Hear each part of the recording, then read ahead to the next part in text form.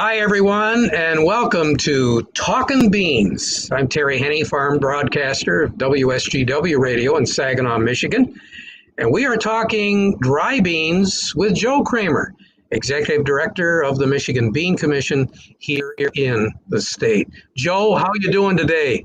I'm great, Terry. Thanks for asking. I look forward to another nice discussion today.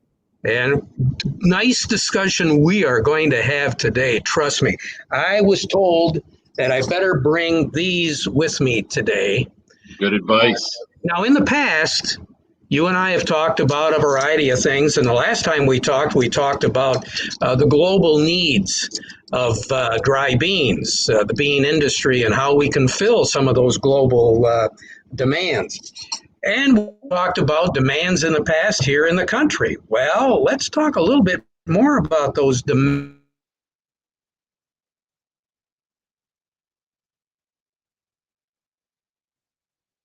Terry, you froze up on me a little bit there, but I'll just tell you what I'm thinking. During COVID, we've had a lot of issues and challenges. Obviously, everybody's had them, but COVID has kept us at home, and people are doing a lot more cooking than they are. In my case, Kathy thinks I'm just sitting around too much, so we're anxious to have a little more, get a little more bean fiber, bean protein into our diet. She thinks I need to be a little bit healthier, and today we're going to hear about some ways to do that. And of course, I love watching football, and sitting still and eating too much doesn't go together unless you're doing it the right way. And we've got a friend to help us with that today. That sounds great. So who do we have, and is she in her kitchen? She is. I hope she's there. Shari, are you with us? I am here. I am right here in the kitchen with all of this delicious food. I wish you were here with me around my table because there's going to be a lot of great food to eat. I can't wait. Shari Steinbach is with us today. Shari's been doing a lot of work for the Michigan Bean Commission, and she really knows how to package up a bean so that anybody can enjoy it. And she's going to tell us a little bit about the nutrition and some different ways to prepare some beans and to serve some beans. And she's taking care of me because she's going to package it up in a way that I can have it during the Super Bowl. You know, that's right. And February is not only Super Bowl month, but it's also Heart Health Month, you guys. And, you know, people say Super Bowl and heart health, that does not go together at all. And I, say, yes, it can, absolutely, if you've got Michigan beans here at the table. And, beans are they're like I always say they're like little superfoods in these little nuggets of beans here. Because for heart health especially, we know that beans are full of fiber, but they have a particular fiber, soluble fiber, which actually binds to the cholesterol in your intestinal tract and removes it from your body. And also right now, as you talked about COVID, Joe, when we want to keep our immune system, really supported and healthy, and that fiber that is in beans also feeds the good bacteria in your gut. And most of your immune system is linked to your gut health. So fiber is truly important, and beans are an excellent source. Protein as well. Beans are lean, and they are a plant-powered protein for us. And so combined with the fiber and the protein, when we eat beans, we stay full longer. And that actually helps us manage our weight and keep a healthy weight. They're full of potassium. Potassium, we know, helps us to lower our blood pressure. And then also B vitamins. When you think of riboflavin and niacin and, thiamine and folate and B6, that helps us convert our food that we eat into energy. Beans are full of those. So many nutritional attributes that we have. Did you guys know all of that? I've always wanted to think of them as the superfood, and now I know why. So thank you for doing that. Terry, I told you she was good at that. For the Super Bowl, is that what we're talking? Superfood. Oh, I love it. Superfood for the Super Bowl. And I want to share with you guys some recipes right now. And, we talk about dry beans. We talk about canned beans. Of course, both are full of those nutrients that I've just talked about. A couple of things right now. If you're a little bit nervous about cooking dry beans, you think, oh my gosh, they take too long, not sure how to do it. If you go to michiganbean.com, we have information there on how to cook dry beans Whether it is the soak and simmer method, yes, it does take a little time, but it's very, very simple. Or I also have a video on how to cook the dry beans in an Instant Pot. And I know a lot of us have Instant Pots now. They come out great. They only take about 30 minutes or so. What I do is I cook a big batch in my Instant Pot, and then I freeze them so I have them to use. Canned beans are also fine. You know, what I do, people say, but canned beans have sodium in them, Shari. You can look for reduced sodium or salt-free canned beans. The other trick that I always do is I always rinse them, I always drain them, and you're going to be removing 40% of the sodium by doing that. So another good tip. Super affordable. I keep them in my cupboard all the time to make really easy recipes, super great meal starters. And I want to share a few of my recipes with you right now if I can. Sure. I can't wait. Okay, what I want to get started with is a great dip. We always like, during the Super Bowl, we like to dip, right? And instead of the maybe really high-fat sour cream cheese dip and chips that you might have, what I want you to think about this year is a navy bean dip, kind of like a hummus. We've got canned navy beans here, or again, you can use the dry ones that you have cooked navy beans, put them in a food processor. You're going to add a little tahini. Now, tahini is just a sesame seed paste. You can get it in the store. You've got a little bit of olive oil in there, some lemon juice, some cumin, a little salt and pepper, and that just blends right up. It is a thick and creamy dip. It's delicious. I've got some little sweet peppers here. I've got some cucumbers. You can have some whole grain crackers with that. Very, very easy, super delicious, super healthy. I also like that bean dip sometimes as a spread on a sandwich or a wrap. Nice. It looks great. I like the colors too. Yeah, beautiful colors there. And of course, we know with all the vegetables. But what I love about beans too, you guys, beans count as a protein source and as a vegetable. So we are really missing vegetables and fruits in our diet. Great way to get some of that in. Let's go over to the stove for a minute. A Super Bowl wouldn't be complete without some sort of chili, right? I always think about chili at Super Bowl time. So what I've got here, I don't know if you can see it, cooking in my pot, I had a half a cup of diced up onion that I cooked in a little olive oil, heart healthy oil, olive oil. Then I've got about 2 cups of shredded chicken. If you want this to be super quick and easy, use shredded rotisserie chicken. You can even buy it shredded at the supermarket now or shred it yourself. What we're going to do to that, I've got 6 cups of cooked cannellini beans, Michigan cannellini beans, and we're going to add that right to there. I don't worry about draining those too much if you've got some juice in there because it goes right into the chili. Then what you're going to do is take some prepared salsa. Get whatever kind of salsa is your favorite. Get a hot, get a mild, get a medium. I like the fresh salsas that are in the deli department because they just add a nice fresh taste to the chili. And this is a sweet onion one. I just kind of add the whole thing, actually.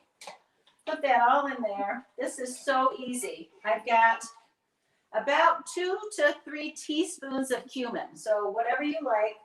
My husband he likes really spicy food, so he even adds some hot pepper to this. This is going to just heat up. And then we're going to add to that a whole package of what I like, again, a little bit heart healthier, reduced fat shredded cheese. You can do, this is a Colby Jack cheese. I look for the 2% cheese. It's just a little lower in fat. It's still all natural cheese and tastes delicious and melts really good. But I'm going to let that just heat up just for a minute. And we're going to come over here to our next dish, which is some sheet pan nachos. If you can't get into quick and easy kinds of things, right? It looks great. Shari, can I substitute beans? You mentioned cannellini beans or navy beans. Can I trade them in and out? Absolutely. So that's the beauty of beans, I think, too, is that you can easily substitute them. Any kind of, this is a white chicken chili, it's called. So any kind of white bean would do in there, the navy, the cannellini bean. And these nachos is another really good example, Joe, of how you could switch beans. Because what I've got here, I took some blue whole grain tortilla chips. I love those because I love the color of them. I have cooked 1 pound of lean ground beef with a packet of low sodium taco seasoning on the stove. So the seasoned beef, cooked beef is already on here, as well as some chopped up onion. Could you use chicken? Absolutely. If someone coming to your party says, I don't eat meat, I'm vegetarian, leave half of them and just put the beans on it. So you can really personalize these nachos, which is fun. I can see some of my buddies using venison. Yes, ground venison. I have a lot of that in my freezer as well, being married to a hunter. So what I'm going to add to these now, we've got the beef on there, we've got the onion on there. I'm going to add some corn. I love the color that this puts on there. The corn is going to go on, and then I'm going to put some of our cheese. Again, I opted for that 2% cheese. This is a sharp cheddar cheese that I'm going to put on top of our nachos. Nachos are so fun, and I don't know if our viewers here have made them on a sheet pan before, but it makes it so easy because they just go into the oven and cook, and then they come out and people can just take the portion on their plate. And then, of course, here I've got some, I can hear this bubbling away back here. I'm going to turn that down just slightly. Terry, is your mouth watering yet? I can hear it. Well, I don't know. I've got plenty of napkins over here, just in case. I wish I had a drone to take the food to or something.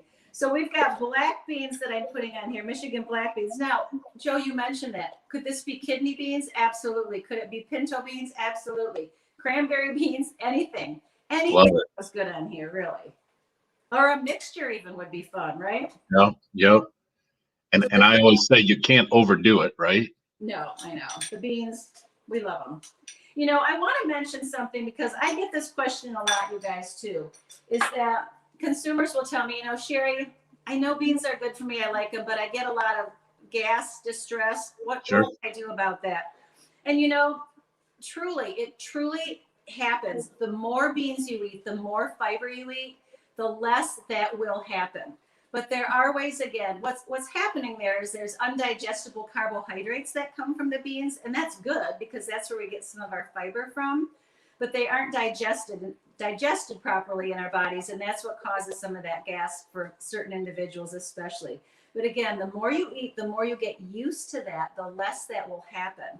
When you cook beans too, when you soak them, that helps to remove some of those carbohydrates. So just some things to think about, but don't give up. Start slow. If you're just getting into eating more beans, they're so healthy for you. Start slow and build up, and hopefully that problem will go away. So I just wanted to mention that. I don't know if it's polite to talk about gas, but we did, right? Hey, we got to talk about it. Shari, you and I haven't talked about this in a bit, but you talked about the health issues of this, and diabetes is a big issue for many, many people.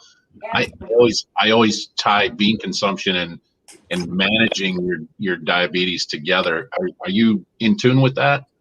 Absolutely. Along with all those heart health benefits, and let's face it, most people, I should say, with diabetes are also very prone to heart disease. They kind of go hand in hand. So the things I mentioned earlier, the fiber, the lean plant protein, the B vitamins, the potassium, all great as well for people with diabetes. But also beans are very low on what we call the glycemic index. And that's the way we measure the way a food affects our blood sugar level, okay?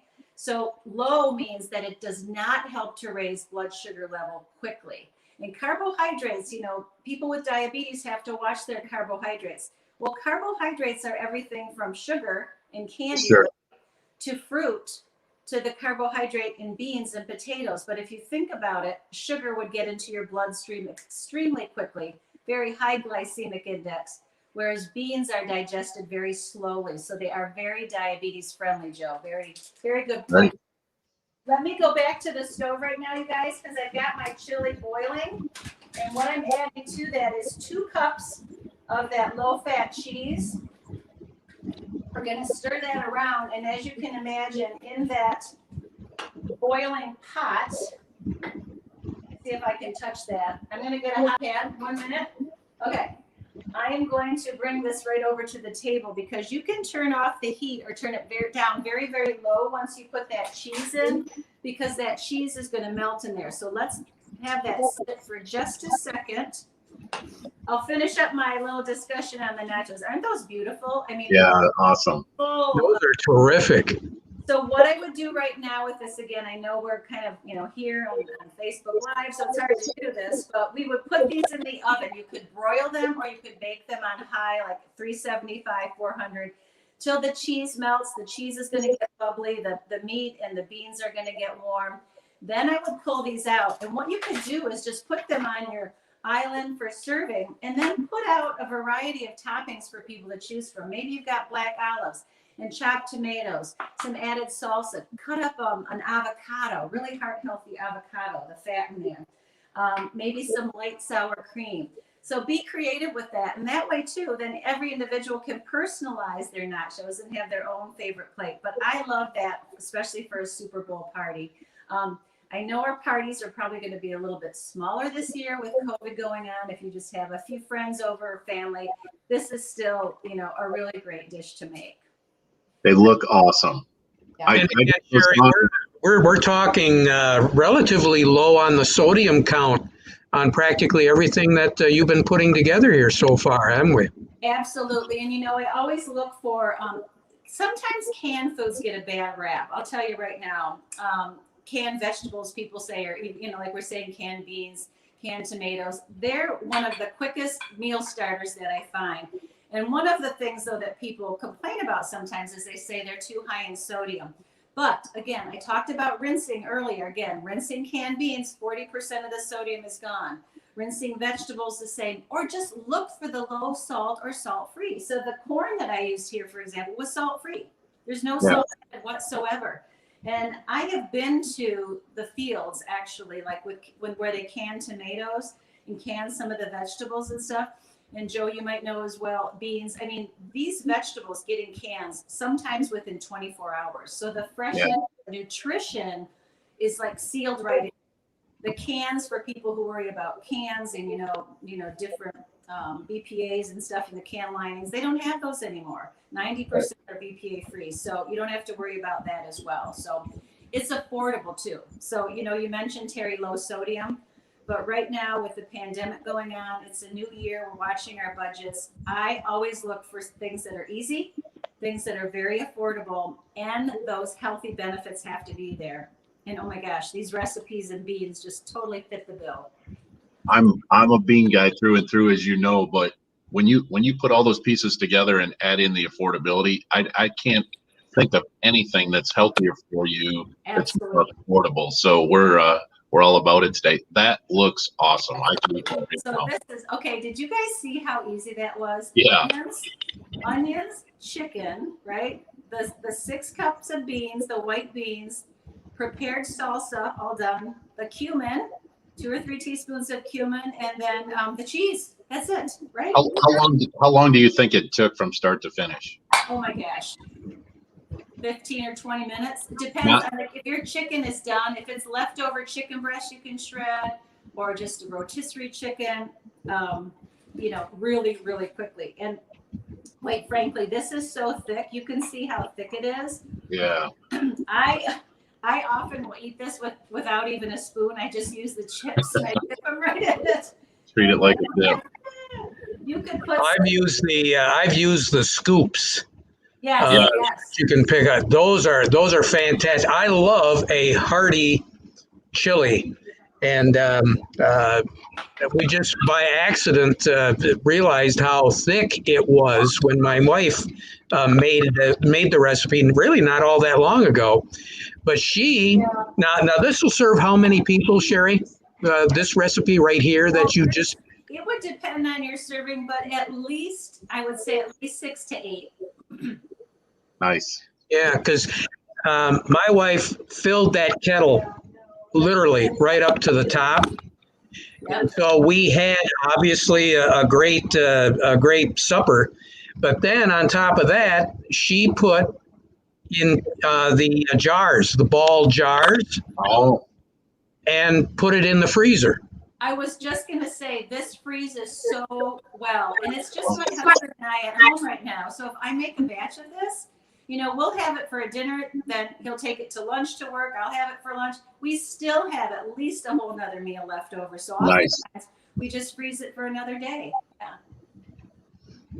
And the chicken, you're right about the chicken. We usually I'll grill the chicken. We get chicken boneless breasts in 10-pound lots, and we'll grill that up, and then that chicken goes in with the white chili. And oh my goodness, it is just so good. But yeah, the scoops. Yeah, like you have other types of chips. You can find some low cal chips. I mean, it's a dietary meal. Oh, you sure can. And the corn chips are a healthy addition. They're, basically whole grain corn is what they are. I like the blue ones just because this chili is kind of a blander color, so they pop out the color in it. But as you can see, I put some diced tomatoes on the top. You could put some avocado on the top of this chili. You can just dress it up again any way that you want to do that. But really, really easy. And just for our viewers who kind of followed along with all the recipes, just remember too that if you go to michiganbean.com, all of these recipes are there, and more recipes, of course, as well as some of those instructions I talked about for cooking dried beans and all of that. So lots of tips, lots of information there to inspire. Now, Joe, you're a hummus fan. Shari, tell us a little bit more about the hummus that you prepare. Yeah, so easy, so easy in the food processor. Again, I just use cooked beans, about 3.5 cups of cooked white beans, any kind of white beans you want. These are navy beans that I use. A little bit of tahini. Again, the tahini is that sesame paste that you can get already at the store. Some olive oil, heart-healthy ingredients. We've got a little cumin in there. You can put a little oregano in there as well. That really makes it nice. You could put a little smoked paprika in there if you don't want the oregano. So you can kind of play around with the spices, which I like. It comes out so creamy. And serving it with vegetables or whole grain crackers, really heart healthy. And again, I talked about the difference. If you compared the nutritional value and the saturated fat and really not so much nutrition you would be getting from like a sour cream dip or a cream cheese dip that you're serving with potato chips, for example. This, with the vegetables, of course, these colorful vegetables here, is just so healthy for you and really quite low calorie as well. You're getting all sorts of nutrition in that. When we talk about nutrition, Shari, I'm very curious, with your expertise in mind, what most Americans, if they were deficient in any particular thing, what would it be? Well, we really see that Americans are so far behind in their fruit and vegetable consumption. And with that comes a couple of key nutrients, one of them being fiber and one of them being potassium. And beans are an excellent source of fiber, for one thing. And they're also a really good source of potassium. Potassium, as we know, we're always trying to get that sodium-potassium balance in our foods and in our bodies, because potassium really helps remove some of the excess fluid from our body, and it keeps our blood pressure low. And some of us are deficient in potassium simply because we're not eating enough fruits and vegetables. So I always tell people to look first at their fruit and vegetable consumption. If you are not getting, and I always hate when they say, 5 half cups, nobody's going to measure all that. I just say, think about what you do in the day. And do you get at least 5 different fruits or vegetables in? So right here, when we look at our dip and we look at these vegetables, if I had a serving of that, I'm probably getting 3 servings already. So I always tell people, what did you get for breakfast and lunch and snacks? And I kind of challenge people, every meal that you have, every snack that you have, add a fruit or a vegetable to it. So maybe you have an orange with breakfast. Maybe you have a snack that's dipped with vegetables, a salad with dinner, an apple with lunch. So it's easy to then, you're not sitting at the end of the day and saying, oh gosh, I didn't get any fruits or vegetables in. Have one with every meal, and at the end of the day, you're going to have at least 5 servings. And I think that's so very important. Plus, they're super low in calories, and everybody's trying to manage their weight right now. I've heard people talk about, the COVID 15 pounds, the quarantine 15 pounds that they were trying to get off. More fruits and vegetables, less of the higher fat, high calorie stuff, and that weight will just slowly come back off. Joe Kramer, any final thoughts for today? Well, I can't wait for kickoff. I'm all about this. And Shari, thank you so much for inviting us into your beautiful kitchen this morning. I can't wait for my wife and I to get into some of this stuff because she's good at it and she loves using beans. So Terry, we're going to do our part to eat more beans. Well, yeah, and we're going to do our part by getting in our cars right now. And what do we got? About an hour and 45-minute drive, Joe? I can do it in an hour and a half. With Shari keeping the food warm, we'll make it in an hour. We're on our way. Thank you very much. Shari Steinbach, thank you very much. Really appreciate your time, and we've got to do this again, okay? I would love to do it again. There's so many good ideas with beans, and we have to spread the word. They really are a superfood, and we need to get people eating more so they're healthy. Take care. And Joe Kramer, thank you very much again for being a part of our day. We look forward to another Talking with Beans coming up here pretty soon, okay? Take care, Joe. Thank you. Until next time. And until next time, this is Terry Henney. Have a great day today. And now, we want to tell you that our presentation this morning has been brought to you by the Michigan Bean Commission and BASF. It's never just been a field.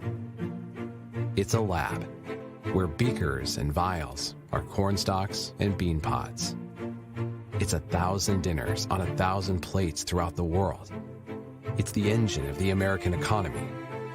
It's our survival. It's never been just a field. It's our future. All of ours. Your field is the future. BASF, we create chemistry.